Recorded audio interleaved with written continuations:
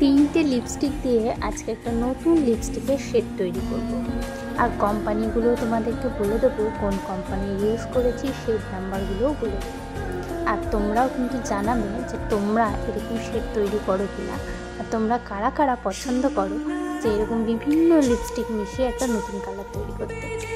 সবার ফার্স্টে আমি ইউজ করেছিলাম সুইস বিউটির একটা লিপ লাইনার, যেটা শেড হচ্ছে ডার্ক চকলেট 12। ভীষণই ভালো। আর সুইস বিউটি লিপস্টিক আমি আগেও ইউজ করছি, প্রচুরবার ভিডিওতে তোমাদেরকে দেখিয়েছি, আমার খুব ভালো লাগে। আর ভীষণ ম্যাট ফিনিশ একটা লুক দেয়, তো আমার খুব ভালো লাগে।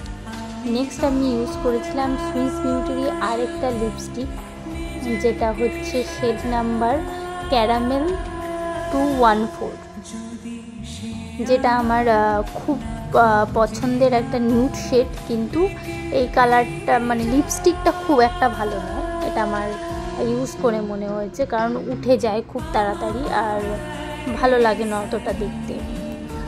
আর নেক্সট আমি লাস্ট ইউজ করেছি একটা 7 সিজের লিপস্টিক, যেটা শেড নাম্বার হচ্ছে 325, আর লিপস্টিক শেডটার নাম হচ্ছে ক্রাউন অফ থ্রোনস 1। তোমরা জানিও আমাকে কেমন লাগছে। এটা হচ্ছে আমার ফাইনাল লুক। আর লিপস্টিকের কালারটাও তোমাদের কেমন লাগলো অবশ্যই জানিও। আর যদি এইরকম আরও সুন্দর সুন্দর লিপস্টিক দেখতে চাও তো চ্যানেলটা ফলো করে দিও। টাটা।